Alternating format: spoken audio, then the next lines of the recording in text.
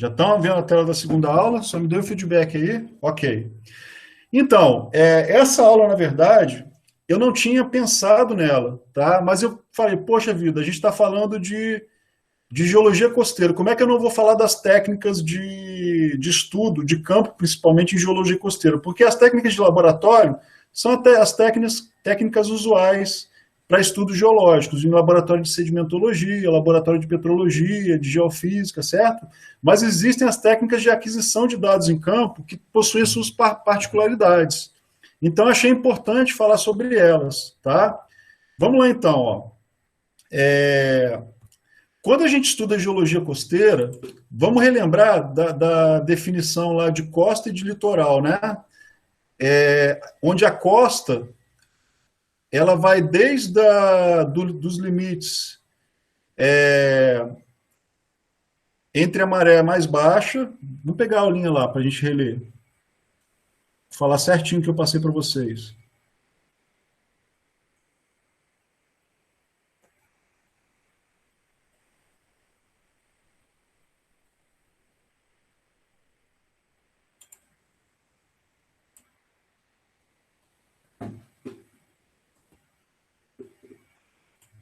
Opa, peraí.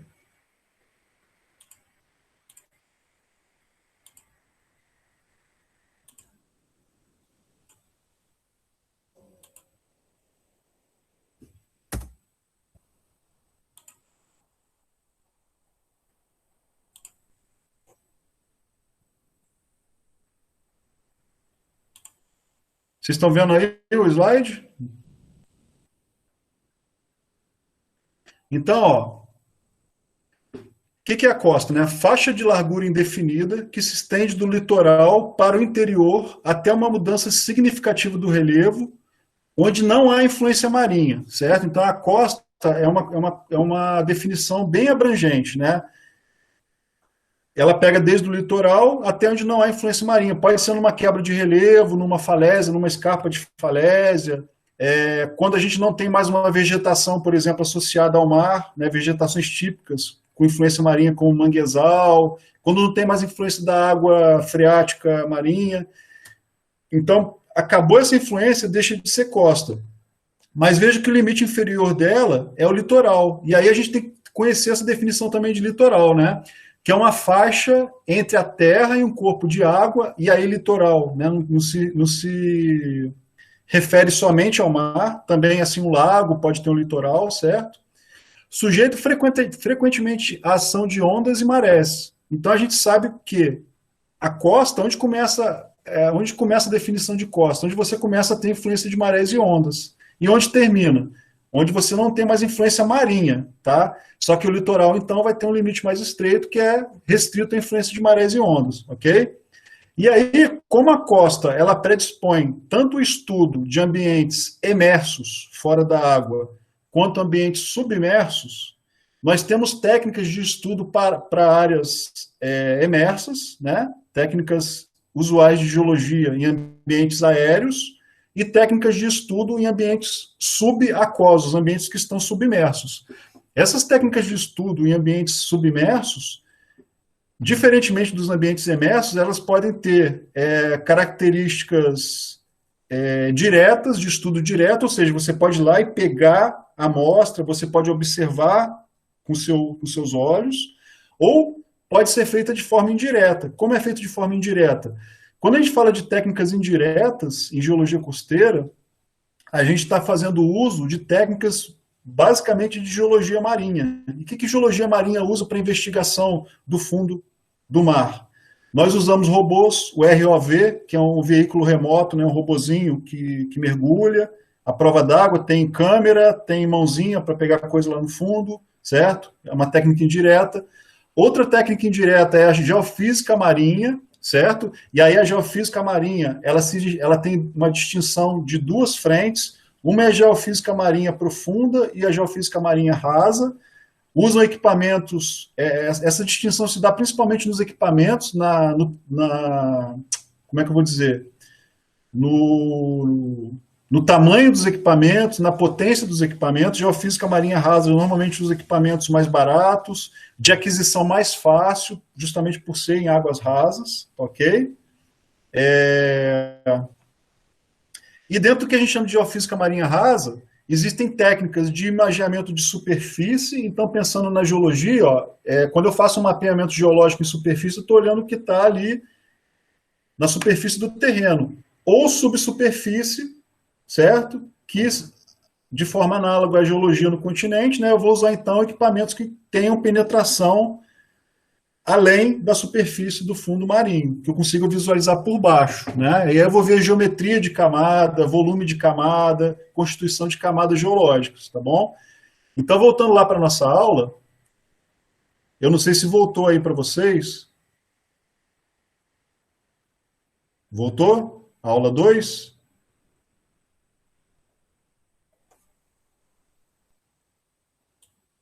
Ainda não? Espera aí.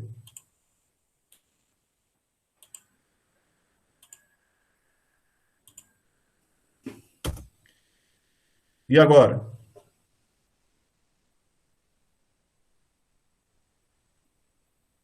Beleza. Então, ó, técnicas de estudo, né? Nós vamos ter estudos diretos e estudos indiretos. Aqui eu tenho uma imagem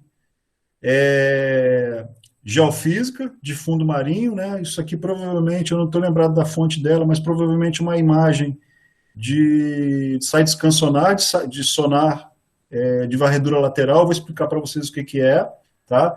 E aqui são os alunos da primeira turma de oceanologia aqui da UFSB, onde eu trabalho, fazendo uma sondagem manual. Eles pegaram um tubo, isso aqui é uma ideia muito legal, um tubo de PVC, né? Você chanfra a ponta dele, faz como se fosse uma cunhazinha com uma lixa, né?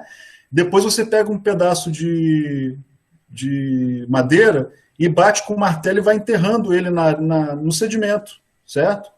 Depois você tampa ele, os tubos de PVC normalmente vendem a tampinha, né?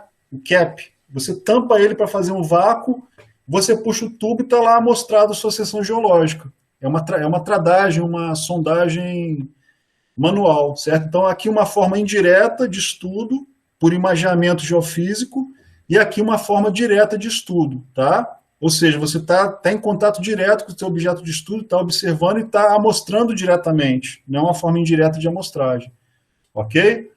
Vamos ver um pouquinho mais sobre essas formas aí de estudo. Ó, a primeira delas, quando a gente está estudando a geologia costeira, né, a gente pode fazer um mapa geológico dessa geologia costeira. Mas eu chamo a atenção para o seguinte, ó, quem já alguma vez já teve contato com mapeamento geológico, eu não sei aí os geólogos, né, se já fizeram a disciplina na graduação, vão perceber o seguinte: um mapeamento geológico feito em ambientes quaternários, de idade quaternária, né, ambientes jovens, certo? As unidades geológicas vão se confundir com as unidades geomorfológicas. O que é geomorfologia? Geomorfologia, morfo, forma, geo, terra, né? Então são as formas da terra, certo? Como os ambientes sedimentares, normalmente, né, eles formam formas, eles geram formas na superfície, a praia é uma forma, né? E também é um depósito sedimentar, certo? Um recife de corais, ele tem uma forma e, de certa forma, também é uma rocha, é um produto também sedimentar, está na interface aí, né? Os recifes são mais complexos. Rios, por exemplo, definem morfologias específicas dentro do que a gente chama de sistema fluvial. Então, tem a planície de inundação, tem o canal fluvial, tem as barras de meandro, etc. E também são depósitos sedimentares, certo? Então, quando a gente estuda o quaternário, né, ou seja, depósitos geológicos recentes, formações geológicas recentes, o nosso mapa geológico ele se confunde com o mapa geomorfológico. Normalmente a gente distingue um do outro pelas denominações que a gente usa, tá? Vou dar um exemplo aqui, ó. Isso aqui é uma representação de uma duna. Todo mundo sabe o que é uma duna, né? Uma duna é uma feição geomorfológica, uma forma, né? Uma forma que também é um depósito sedimentar. Isso aqui é formado por grãos de areia, normalmente, ok? Mais comumente, as dunas ocorrem em ambiente subaéreo através de processos associados a ventos, mas pode também ser subaquoso, certo? O nome duna a gente usa também para depósitos de dimensões métricas a decamétricas ou até maiores, tá? Em ambiente subaquoso também, subaéreo e subaquoso. As dunas, elas têm uma geometria, tanto externa, certo? E elas têm uma arquitetura interna dada pelas camadas de areia, na forma como essas camadas se depositam. Então, tem as camadas frontais, que caem para o escorregamento, tem as camadas de base, que são essas camadas depositadas no leito topográfico, né? As camadas de topo, que são as areinhas que são arrastadas por essa declividade, certo?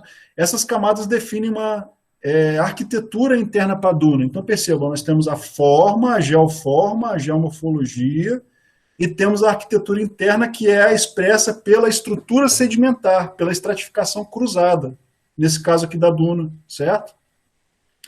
Quando a gente está fazendo um mapeamento geológico tradicional, o que a gente está pegando, normalmente, a gente está no campo, né, a gente está vendo lá as rochas ou pacote sedimentar, e as rochas estão empilhadas, tá ok? Então, quase sempre a geoforma, né, a geomorfologia do ambiente de sedimentação, ele já não está perceptível, porque ele foi erodido. A gente consegue pegar só a arquitetura interna do pacote sedimentar, certo?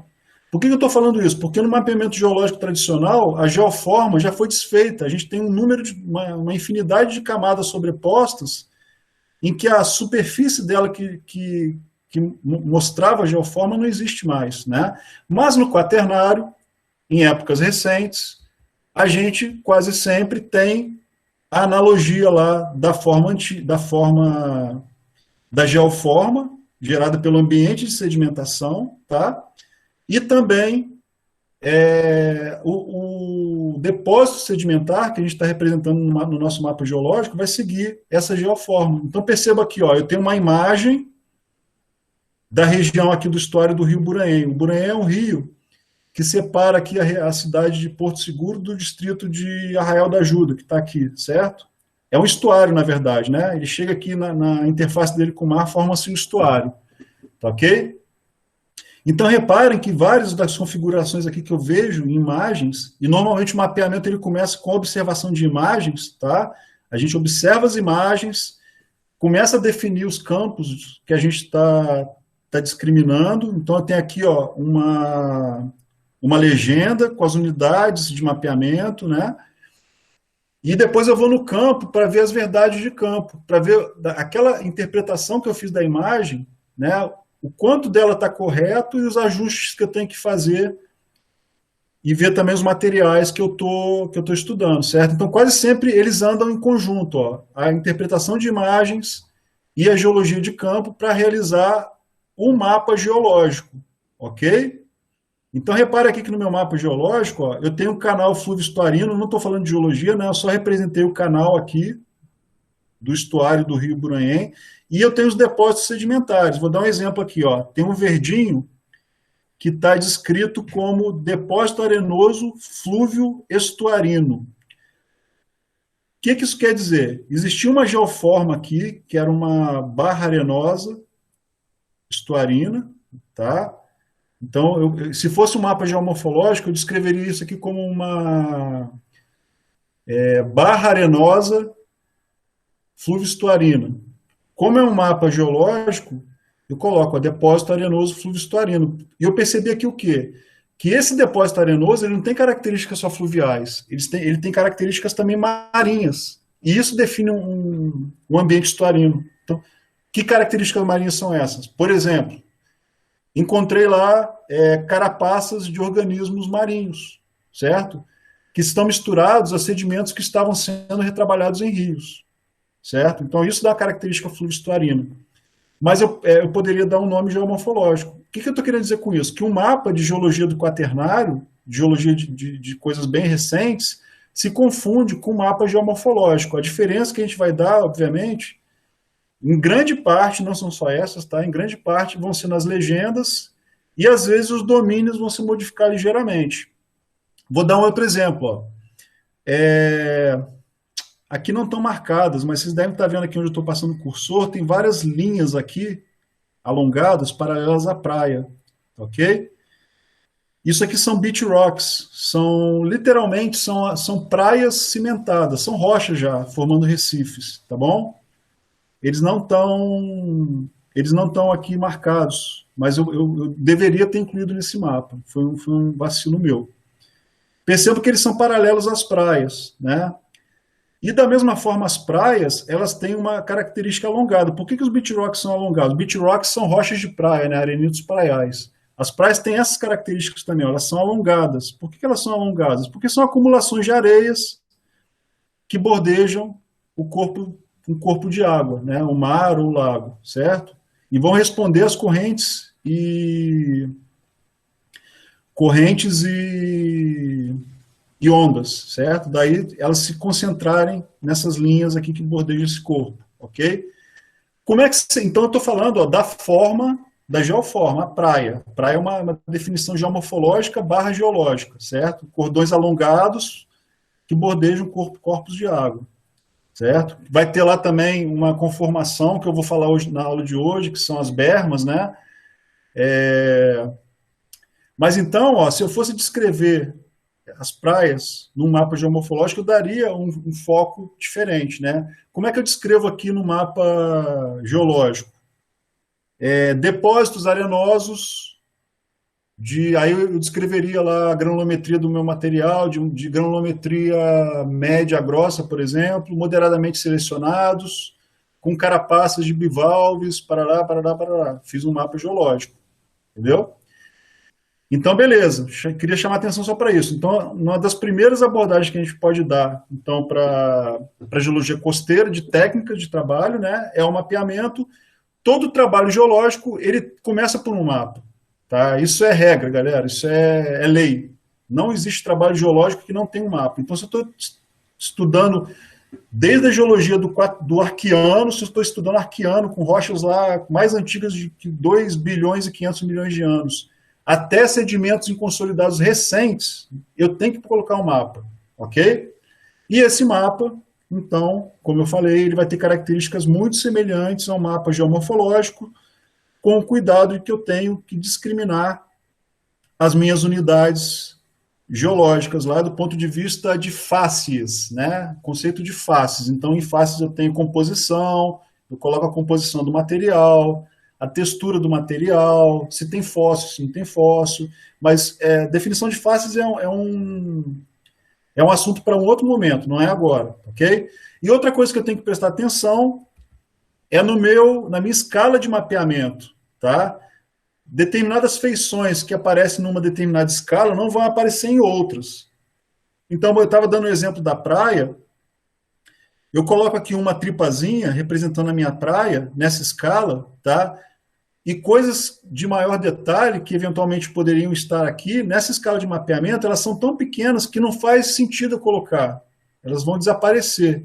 Se eu desse um zoom aqui nessa zona de praia e tivesse, por exemplo, um recife de coral aqui bordejando ou uma mancha de lama, que nessa escala eu não observo, se eu fizesse um zoom, ou seja, eu pego uma áreazinha dessa e amplio, né? Aquela mancha de lama, aquela, por exemplo, uma mancha com aglomeração de cascalho bioclástico, de resto de conchas, ou um pedacinho de recife, ele apareceria, tá? Então a gente sempre tem que tomar cuidado com a escala, ok? Então, primeira técnica mais geral, mapeamento geológico. Pode começar com interpretação de imagens, mas tem que estar sempre associada ao trabalho de campo, com amostragem, linhas de mapeamento, a gente tem que fazer perfis, né? Sempre seguindo a tradição e as regras para mapeamento geológico, ok? Bom, outra questão, quando eu estou estudando quaternário, quando eu estou estudando a costa, certo? Quaternário barra costa estão sempre associados, né? Quaternário, lembrando, intervalo de tempo menor que 2 milhões de anos, ok? A maior parte da paisagem que a gente vê atual, ela foi formada durante o quaternário. eu tenho que fazer uma leitura daquela dinâmica, certo? Trocando em miúdos. O que aconteceu ao longo do tempo geológico para formar aquele relevo, aquela paisagem que eu estou observando. E uma vez que eu consiga destrinchar os processos e a sequência de eventos que trabalharam para formar aquele relevo, eu posso então montar uma estratigrafia das minhas unidades geológicas. Então, eu posso empilhar no tempo os eventos geológicos e os produtos que eles geraram e entender a estratigrafia daquela região, tá bom? Nesse exemplo aqui, ó, eu tenho uma praia, eu tenho uma falésia. Quais são os elementos que chamam a atenção aqui? Ó? A praia recente, tá? Uma acumulação de areia. Eu tenho uma falésia. O que é a falésia? A falésia é essa feição geomorfológica aqui em que você tem uma escarpa vertical em rocha ou num depósito sedimentar, tá bom? Nesse caso aqui é uma falésia no grupo Barreiras. Aqui são sedimentos do grupo Barreiras, é uma unidade geológica litoestratigráfica, e a falésia ela é sempre formada pela erosão marinha. Eu tenho que conhecer os processos, tá? Uma falésia ativa, ela é formada pela erosão do mar. E tem aqui, ó, uma linha de vegetação entre a falésia e a praia. Então eu sei que essa falésia não está mais ativa, cresceu mata, tá? O mar não trabalha mais aqui. Então, por exemplo, naquela definição que a gente estava falando de costa e litoral, aqui está o limite da minha costa, mas também do meu litoral. Provavelmente o limite do litoral está aqui, ó. Aqui já não tem influência marinha, tá? Aqui em cima muito menos, certo? Eu tenho uma mata aqui com árvores da Mata Atlântica, né? Então provavelmente eu tenho ainda aqui uma cunha de água salgada, sofrendo, dando alguma influência aqui, mas efetivamente já mudou a minha condição ambiental, tá? Agora vamos tentar destrinchar os eventos que aconteceram para a formação dessa paisagem que eu estou observando. Olha só. Em primeiro lugar, né, eu estou extrapolando, abstraindo o meu conhecimento geológico, eu sei que teve algum momento que foi responsável pela deposição, está aqui com o númerozinho 1, ó, foi responsável pela deposição dos sedimentos do grupo Barreiras. Né? Os sedimentos estão representados aqui na falésia. Ó. Então, aqui por baixo, dessa feição geomorfológica aqui, que é a falésia, e o tabuleiro costeiro. Em algum momento esse sedimento foi depositado, certo? Então, primeiro evento, deposição do Barreiras. O segundo evento que eu percebo aqui na minha paisagem é que foi o quê? A peneplanização desse relevo após a deposição do Barreiras. Então, houve um intervalo de tempo em que esse relevo foi aplainado, ok? Então, foi o segundo evento, a peneplanização desse relevo. Processos erosivos, intempéricos, deixaram o relevo ali acima do Barreiras plano. Tá? O terceiro evento, ó, como eu sei que aqui era uma falésia viva, eu sei que o Barreiras ele se estendia mais à frente, na plataforma continental. Mas como eu sei que em algum momento ele foi uma falésia, aqui se formou uma falésia viva, sei que o mar no passado deveria estar em contato aqui, então o terceiro evento que eu abstraio da imagem é um avanço do nível do mar no passado, tá ok? Que foi responsável pela erosão e formação dessas falésias. Esse nível do mar foi passado, ele não aconteceu no pretérito. Por que eu sei disso? Pela linha de vegetação que foi formada. Não está mais ativo, certo? Então o mar avançou, em algum momento, erodiu, certo? E eu sei que em algum momento o mar regrediu, então, evento 4, e chegou na posição atual. Deixa eu ver se eu lembro se tem algum outro. Sim.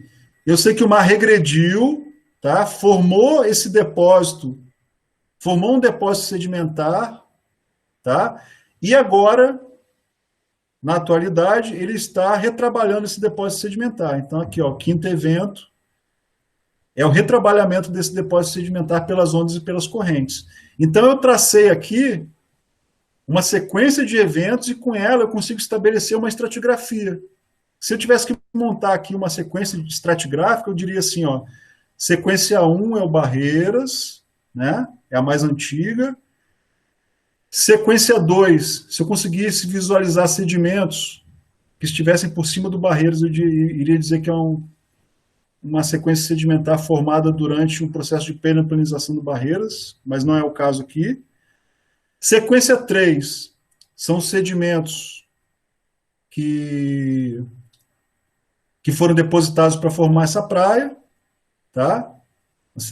Unidade 3, perdão, unidade 3, e eventualmente pode existir uma sequência 4, que pode ser material que está caindo aqui das chuvas, ó, que a chuva está erodindo o Barreiras e está jogando material aqui embaixo, chuva ou gravidade, né, colúvios, que estão caindo nessa região de mata. Né? Então eu estabeleço uma sequência de unidades geológicas, tá bom?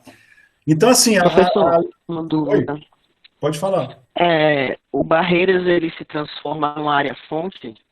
O Barreiras se transforma numa área-fonte. Na verdade, ele foi área-fonte para muitos dos sedimentos que a gente tem hoje no litoral. Onde existe o Barreiras, grande parte do material sedimentar presente no litoral são derivados do Barreiras, tá bom? Certo, obrigado. Nada. Então, gente, olha só, partindo do meu mapa geológico, né, para observação em campo, eu tenho que saber fazer essa leitura da dinâmica que se realizou para esculpir o meu relevo, para esculpir a minha... Ei! Cachorros estão brigando aqui. Para esculpir a minha paisagem, tá bom? Isso é fundamental.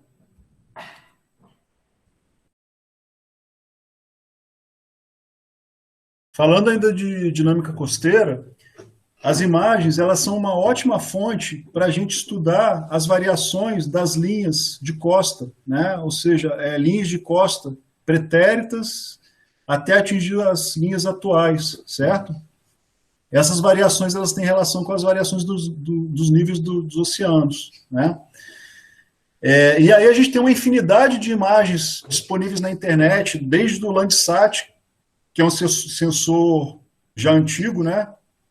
O Landsat é um conjunto de satélites que tem em órbita, que desde a década de 70 imageia a superfície terrestre. Mas existem inúmeros outros satélites fornecendo informações das mais diversas, ok? Informações de magnetismo terrestre, informações de gravidade, informações de calor, imagens reais da superfície, né? Então a gente consegue ter uma série grande, tanto em tempo, né, quanto em variações de temas, de imagens da superfície terrestre, e muitas são gratuitas. A gente consegue baixar gratuitamente na internet, tá? Existem os repositórios aí de imagens Landsat, MODIS, aí vai depender do satélite que a gente esteja estudando, tá bom? Então, as imagens elas são fundamentais também para o entendimento da dinâmica costeira. Pra vocês terem uma ideia, ó, isso aqui é uma imagem de Moçambique, lá na África, do litoral sul de Moçambique. Então, repare o seguinte, eu tenho a minha costa atual, tá?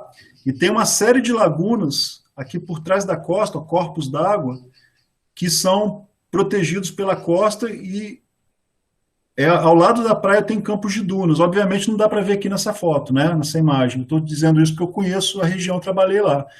Mas dessa mesma forma, ó, por analogia, a gente percebe que existiram linhas de costa paralelas a atuais, antigas, né? Várias linhas aqui definidas, ó, perdão, que mostram que minha costa no passado ela já esteve bem aqui mais para trás, ó. Lagunas também, que no passado eram como essas lagunas, né? Esse riozinho aqui, ó, formou em alguns... Isso aqui era um rio, na verdade, que foi represado, né? Então formou um lago aqui alongado, uma lagoa maior, né? Eu consigo entender, então, essa variação costeira, olhando as imagens e extrapolar minha abstração geológica, né? O que faltaria aqui? Eu interpreto, aqui é uma linha de costa mais antiga, faltaria ir lá no campo, sondar, retirar a amostra, datar os sedimentos para ver qual a idade dessas paleolinhas de costa, né? Vamos dizer assim. Então é uma forma da gente também explorar o estudo geológico costeiro.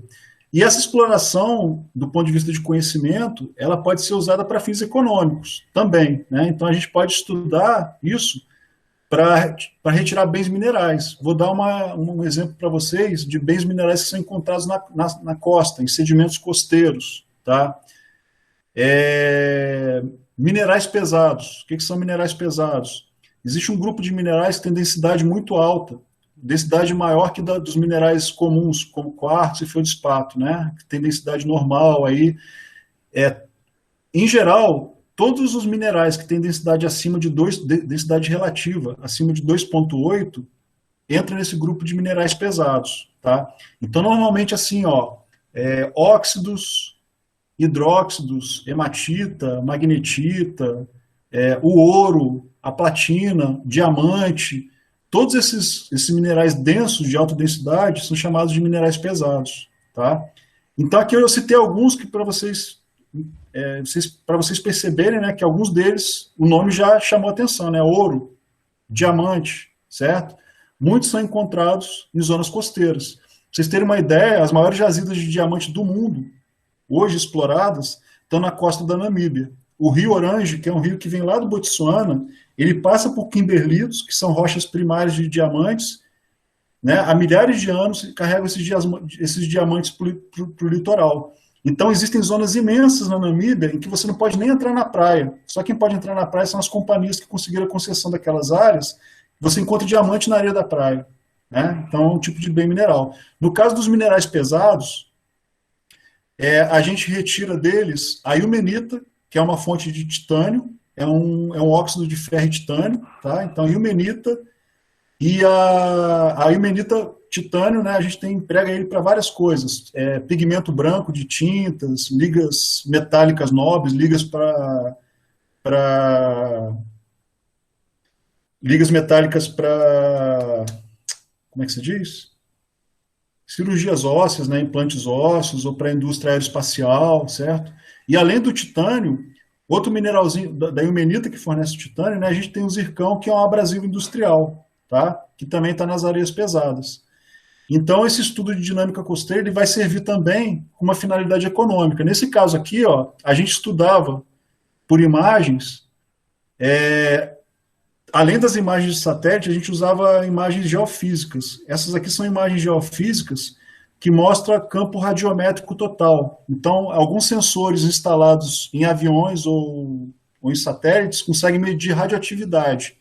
O campo radiométrico total é quando você junta a radioatividade do urânio, do tório, são três elementos, é urânio, tório e potássio, certo? São 3 elementos que emitem radioatividade, que sofrem decaimento radioativo e que estão presentes principalmente, tório está presente em monazita, que é areia pesada, que é mineral pesado. Tá? A monazita é um fosfato de terras raras e tório. E potássio está presente em argilas, certo? Então eu posso, por exemplo, usar essas imagens para procurar acumulações de argila, tá ok? No nosso caso, a gente queria minerais pesados, né? Então a gente procurava as anomalias do campo radiométrico total. As anomalias mais fortes são as que estão em vermelho, certo? Normalmente essas anomalias coincidiam com cristas de dunas costeiras, cristas ou a base das dunas, tá? Então, na dinâmica sedimentar, essas regiões são as regiões que acumulam esses minerais de alta densidade, ok? E era lá que a gente ia sondar. Então, a gente usava também geofísica. Aqui são acumulações de minerais pesados em areias costeiras. Então, perceba, essas áreas escuras aqui são altas concentrações de minerais pesados, tá? Minerais com alta densidade.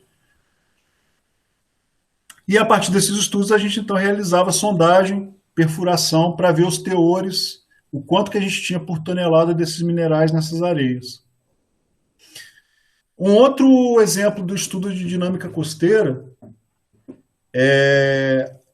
agora a gente pode aplicar também para a morfologia de praias, é entender como é que as praias estão respondendo a processos de erosão e deposição. Né? Como grande parte das nossas atividades ela ocorre no litoral, né? Inclusive, os nossos assentamentos, os processos erosivos na dinâmica costeira, eles são super preocupantes, certo? Principalmente no Brasil, né, em que o poder público não age na forma de regulamentar a ocupação costeira. Então, é super importante a gente entender como é que a praia está funcionando, como é que está a dinâmica em determinadas regiões, e quais são as tendências daquela dinâmica, certo? E aí existem algumas técnicas que a gente pode usar para estudar essa morfologia de praia, essa dinâmica de praia. Uma delas são os perfis de praia. O que são os perfis de praia? Simplificando, perfil de praia é uma topografia da praia, né? Desde as áreas mais altas até essa linha aqui, essa linha média aqui das marés, a linha de costa, a linha de litoral, perdão. E aí a gente faz um perfil dessa praia e esse perfil ele tem que ser sistematizado ao longo do tempo. Então eu posso estudar uma determinada praia ou um setor do litoral ao longo de 3 anos, 4 anos e 5 anos, certo? E esse perfil, como a dinâmica aqui na praia ela é muito intensa, em alguns períodos do ano a praia ela é erodida, né? Ou o processo erosivo ele pode se efetivar por um tempo maior, e aí você tem a predominância de erosão sobre deposição. Alguns setores podem ser construtivos, podem depositar mais do que erodir, e a gente só consegue perceber essa dinâmica se a gente vai fazendo perfil de praia sistematicamente ao longo do ano e ao longo dos anos, né? Então existe um tempo mínimo que você precisa para poder entender o litoral, entender a tua praia. O litoral não, entender a tua praia, né? O litoral é muito maior que simplesmente uma praia. E uma forma de entender essa dinâmica de praia é a partir desse método de utilização de balizas para construir o perfil de praia, que é um perfil topográfico. Essas balizas nada mais são, gente, do que 2 varas com uma graduação métrica. Então a gente compra, por exemplo, uma fitinha de costureiro, né, que vende em lojas de costura, sabe, aquelas fitinhas graduadas. Elas têm que ser idênticas, né? Cola em 2 bastões de alturas diferentes também, certo? A gente determina uma distância entre esses bastões, pode até amarrar uma linha com uma distância pré-determinada, por exemplo, 1,5 metro, 2 metros, né? E aí vão 2 pessoas, o ideal são 3 pessoas trabalharem juntas. 2 pessoas segurando os bastões, fazendo as leituras, e uma terceira pessoa anotando os resultados. E basicamente o que a gente vai medindo é o desnível entre os bastões. Então sempre tem um observador que olha para um dos bastões e vê onde a altura do olho aqui está batendo no outro bastão, e vai ter aqui a medida, né, métrica. E aí, com essas diferenças de altura e com a distância que você tem, você vai desenhando o seu perfil de praia, certo? E aí, o ideal é o quê? Você faça mensurações mensais ou bimestrais ao longo de anos para você entender como é que a sua costa está trabalhando, né? A sua praia está trabalhando, ok? Então, o método da gente entender a dinâmica costeira a partir da morfologia de praias. Semelhante com o que é feito com a bússola, exatamente, Neila. Eu acho até que a bússola, para quem tem a bússola, né, ela é até mais prática, certo? A gente usa o clinômetro da bússola e o visor do clinômetro. É um processo mais fácil, porque aí você tem a angulação e você vai ter a altura que você está visualizando com o visor da bússola, né? A bússola seria mais fácil para quem sabe usar e para quem tem acesso à bússola. Só que esse aqui é um processo muito mais barato, né? Você só precisa de 2 bastões de madeira e de fita métrica, ok?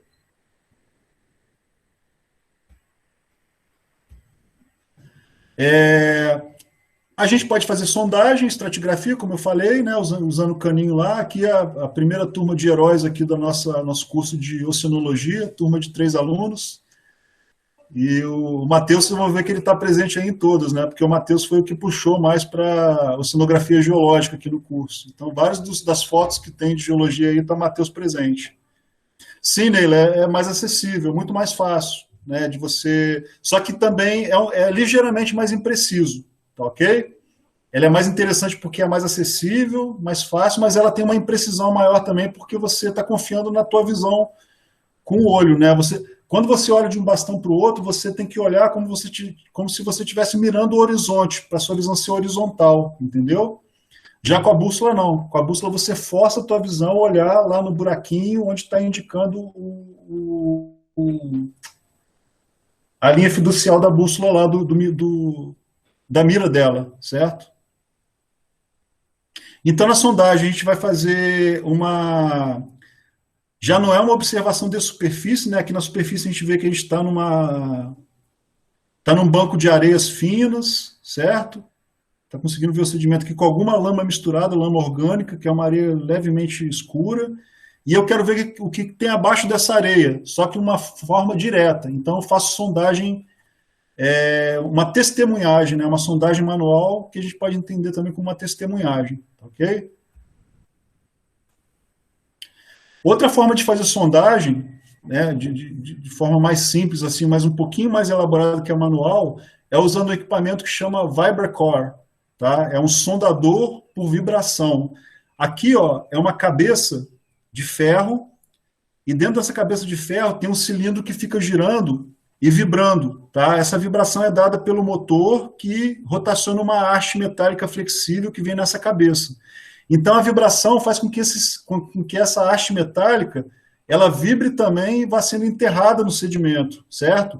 E aí você pode trocar a haste, né? O limite de profundidade que você consegue atingir vai ser o limite o limite de perfuração da tua haste. Se você chegar, por exemplo, num horizonte que tenha pedaço de rocha, e a tua haste não vai conseguir furar pedaço de rocha, né? Então vai ser o limite teu, tá ok? Mas você pode perfurar muitos metros usando o VibraCore, muito mais do que a sondagem por percussão manual, né? Muito mais do que bater. Então, é um equipamento também relativamente fácil de ser usado, exige um pouco mais da equipe, né? Mais pessoas, um aparato mais elaborado, mas também é muito empregado em geologia costeira. E o que a gente obtém por essas sondagens, né? Por essas testemunhagens? Testemunhos, que são rochas, né, coletadas verticalmente, ok? Esses testemunhos no quaternário, né, na geologia costeira, eles são inconsolidados, então eles se desfazem, certo? Mas aqui, para vocês terem uma ideia, ó, eu tenho um testemunho, a sequência temporal é de A para F, ó, que vai variando, então, a minha litologia, né, o tipo de sedimento que eu tenho, dos mais rasos aqui. Aqui podem ser areias finas com alguma matéria orgânica, passo por um nível orgânico B aqui, ó, bem escuro, volto para uma areia com menos matéria orgânica, né, eu vou variando, certo?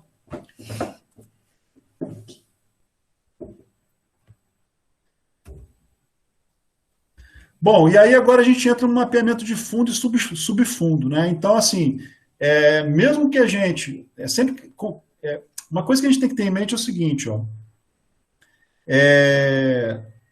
estou estudando uma área, por exemplo, um manguezal, estou estudando a dinâmica num estuário, né?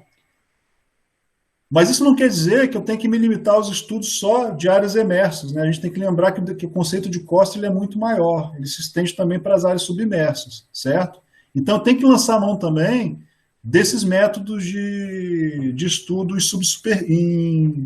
esses métodos de estudo indiretos, né, em que você não está vendo o fundo, não está vendo o material lá embaixo, mas você pode utilizar técnicas para estudo deles, certo? Bom, uma das técnicas de estudo indireto, de mapeamento de fundo submerso, né, de fundo, depois a gente vai falar de subfundo, né? Então eu quero mapear só, é como se estivéssemos fazendo um mapeamento geológico de superfície. É o side-scan sonar, né? Side-scan sonar é um sonar de varredura lateral. O que é o sonar de varredura lateral? É um equipamento que arrasta um torpedinho, que a gente chama de peixe, tá? E esse peixe ele tem duas janelas, uma de cada lado, que emite um feixe de ondas sonoras. A frequência para o que a gente chama de geofísica rasa. É uma frequência alta, tá? Normalmente varia aí de 200 kHz a 500 kHz, que é considerado uma frequência alta, tá bom? E assim, quem não fez geofísica ainda, já começa a entender o seguinte, a máxima da geofísica é a seguinte, tudo que tem alta frequência tem pouca penetração. Ok? As ondas de alta frequência elas têm uma tendência a bater no alvo e refletir, ao invés de penetrar, certo? Conforme eu vou abaixando a minha frequência, a possibilidade de penetração ela vai aumentando. Então, se eu abaixar as frequências, eu tenho muito mais tenho muito mais condições de ver em subsuperfície, né, do que em superfície. Então, os sonares, eles trabalham com alta frequência e eles produzem uma imagem sonora do fundo marinho, ok? Eles emitem, então, essas ondas. Olha só, isso aqui são 3 imagens diferentes do sonar. Essa faixa no meio aqui, ó, em branco, é a faixa que o sonar não consegue imagiar, porque é exatamente onde ele passa, certo? Nessa faixa aqui. Então, é a sombra do sonar. Mas, a partir daqui, já consegue haver uma imagem, né? Então, eu percebo aqui, ó, um fundo em que eu tenho... Eu teria que ver a escala dessa foto, não estou conseguindo ver muito bem. É desse trabalho aqui que eu tirei da internet, tá? Mas eu percebo, pode ser, como é fundo marinho, eu não sei a profundidade, mas é muito provável que sejam sand waves, né, e não ripples. Ripples são centimétricas. Sand waves, dunas de areia, já são métricas, né? Então são diferentes fotos de sand waves, de comprimento de ondas diferentes, né? Distância entre cristas aqui diferentes, de fundo marinho. Como essa aqui tem uma sombra maior, ó, eu imagino que aqui seja de profundidade muito maior que aqui. A sombra aqui que o sonar deixa é menorzinha, né? Então, ó, uma forma de fazer um mapeamento geológico, onde em áreas submersas, né, primeiro é usar o sonar, e depois que eu uso o sonar, eu posso amostrar sobre aquela área que o sonar captou a imagem para ver qual é aquele material de fundo, certo? Aqui, novamente, o Matheus, ó, nosso herói aí da primeira turma de oceanologia também, presente. Então, estão aqui o Matheus e o Tamis, eles estão exatamente fazendo o que a gente faz depois que obtém imagens de sonar, né? A gente tem que ver o que tem no fundo, mas ver de forma direta. Aí a gente lança um aparelhinho de ferro que chama Van Veen, é uma draga. Ela tem 2 bocas assim articuladas, ó. Ela tem um gatilho, né? Ela cai pela corda, cai no fundo marinho e faz assim, ó, tuf, ela fecha. E aí depois que ela fecha, você puxa com um cabo, eles estão justamente puxando a Van Veen lá do fundo marinho, depois você abre a Van Veen e vê o que tem dentro, né? Então você consegue coletar a amostra lá do fundo, só que não de subsuperfície, como testemunhador, uma amostra de superfície, tá bom? E nesse caso aqui, ó, o que foi coletado? Isso aqui são rodolitos, são estruturas formadas por algas calcárias, tá bom? Então, meu fundo lá, dessa área que a gente estava estudando, era todo de rodolito. É um exemplo de uma amostragem direta, mas que complementa um estudo indireto, ok? Bom, aí a gente parte para subfundo. O que é o subfundo? No subfundo, ó, o sonar, eu estava fazendo uma imagem desse limite aqui, ó, do meu fundo marinho, né? O subfundo, as ondas começam a ter penetração, mas elas penetram e retornam para o meu leitor, ok? Para o meu hidrofone, que é o equipamento que recebe as ondas. E aí eu consigo fazer imagens como se fossem radiografia de subsuperfície, ok? E aí eu tenho 2 equipamentos que são muito usuais em geofísica marinha rasa, que é o SHIRP e o Boomer, tá? Os 2 são equipamentos sísmicos. O que é a sísmica? A sísmica, ela imageia a subsuperfície, só que aí a gente vê perfil, a gente já não vê em planta, tá? Lembrando aqui, ó, o sonar você vê em planta, né? 2D. Mas como se estivesse olhando por cima. Na sísmica, você faz um corte e está vendo um perfil, certo? Qual a diferença do SHIRP e do Boomer? São os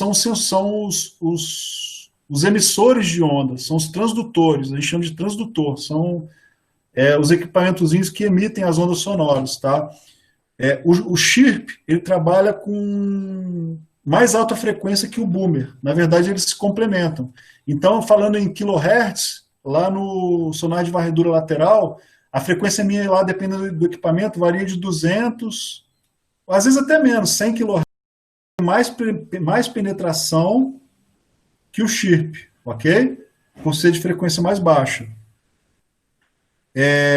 Então perceba aqui pela figura, ó, que o meu SHIRP ele está dando uma definição de camadas até esse limite, e que meu Boomer ele consegue ter mais penetração nas camadas mais profundas, certo? Normalmente eu uso os 2, se eu tiver dinheiro para investir, eu uso os 2 para fazer as imagens de subfundo, ok?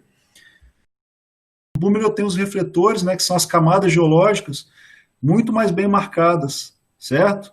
Então, eu consigo determinar uma estratigrafia em subsuperfície, ver a forma dos pacotes, entendeu? Por que isso é importante, gente, esse tipo de estudo, por exemplo? Pra vocês terem uma ideia, a gente vai começar a fazer aqui em Porto Seguro agora um levantamento numa área que vai ser dragada, tá?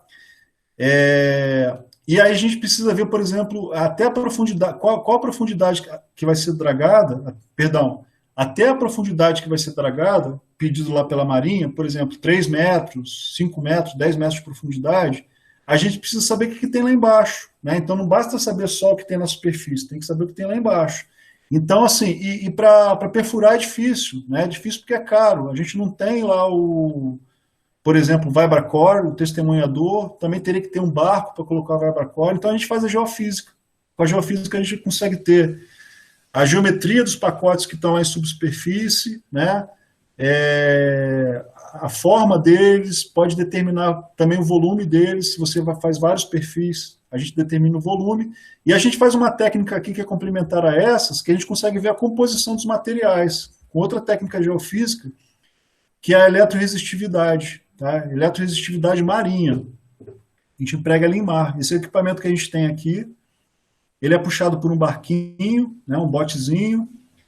Aqui estão os sensores geofísicos que emitem uma corrente elétrica muito fraquinha. Essa corrente elétrica ela bate lá no fundo, ela penetra e ela é refletida. E aí tem um sensorzinho aqui que recebe essas correntes elétricas e é gerada uma imagem de subfundo a partir dessas correntes elétricas, tá?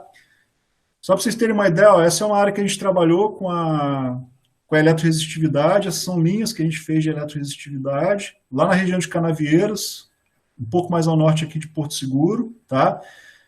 E lá a população, os pescadores precisavam ver os pacotes de lama, pescadores de camarão, tá? É uma reserva extrativista que tem aqui, e a gente forneceu essa informação através dos perfis de fundo, usando a eletroresistividade. Então, a diferença da eletro, por exemplo, para... Sim, tem umas perguntas aqui que eu passei, ó. Desculpe. A Mariana pergunta, esse sonar pode ter algum tipo... Pode ter algum tipo na vida marinha? Precisa ter alguma autorização de interferência? Olha só, Mariana, esses equipamentos de geofísica marinha rasa, eles não impactam a vida marinha, tá? Não impactam nem bentos, nem cetáceos, nada, porque eles emitem frequências de ondas muito baixas, certo? E por exemplo, a eletroresistividade a corrente que é usada é uma corrente baixíssima, muito, muito, muito, muito baixinha. E mesmo o chirp, as ondas sonoras que ele emite, o chirp, o boomer, né, os transdutores, emitem uma onda sonora muito baixa, certo? Então, essa é uma das diferenças também em relação à geofísica rasa e à geofísica profunda, que se usa para petróleo, por exemplo, para levantamentos em bacias petrolíferas, que você precisa... No mar a gente não detona carga explosiva, né? Mas usa um equipamento que é o airgun, ele gera uma onda de choque a partir de uma batida lá do equipamento que dá uma porrada, vamos dizer assim, emite uma onda de choque muito mais forte que um transdutor de chip de boomer, certo? Esse sim pode impactar. Agora, esses aqui de geofísica marinha rasa, não, tá? Essa é uma diferença gritante assim entre as duas, geofísica marinha rasa e profunda. Essas aqui não impactam nada. Tá ok, Mariano? Então, ó, essa aqui é uma imagem de eletroresistividade. Qual é a diferença dela em relação ao perfil sísmico de águas rasas? No perfil sísmico, eu tenho geometria, forma e consigo ver... caramba. No perfil sísmico, ó, eu consigo ver a superfície das camadas geológicas, eu vejo falhas geológicas, eu vejo as formas, certo? Mas não tem a composição. Na eletroresistividade, eu consigo mensurar a composição, tá? Eu consigo ter uma ideia da composição. Ela trabalha com resistividade, né? Então, normalmente, ó, em vermelho aqui, resistividades mais altas. Podem ser rochas, né? Normalmente resistividades muito altas são rochas ou sedimentos que retêm a passagem da corrente elétrica. Por exemplo, lama comparado com areia inconsolidada, é menos resistiva. Então, a lama daria uma resposta assim, de resistividade mais alta que areias. Essa areazinha, por exemplo, azul claro aqui, ó, aqui são areias, né? Areias soltas, de granometria grossa. Aqui é a água, ó, a resistividade super baixa, tá? E aqui a resistividade alta, ok? Então, eu interpreto essa resistividade, existem tabelas com intervalos de resistividade para os materiais geológicos. O que é mais comum, quase sempre, quando a gente vai estudar uma área, a gente amostra, eu posso lançar a vanvinha aqui, ó, a minha draguinha, pegar algumas amostras de superfície e medir a resistividade no laboratório. Depois aqui é só comparar a resistividade encontrada com o meu modelo aqui, meu perfil, né? Então, pela resistividade que eu encontro diretamente das amostras, eu consigo extrapolar para o meu perfil, tá ok? Bom, acontecendo aqui que meu. Bom, então é isso. Aqui nós vimos algumas técnicas de trabalho de campo em geologia costeira, né, de aquisição de dados, certo? E aí qual que eu vou usar? Vai depender do tipo de estudo que eu quero fazer, do que eu preciso fazer, do tipo de informação que eu tenho que extrair para fazer meu estudo de geologia costeira, ok?